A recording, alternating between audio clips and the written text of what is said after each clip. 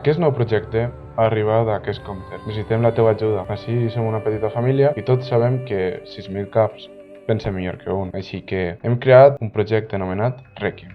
I per participar en ell és molt senzill.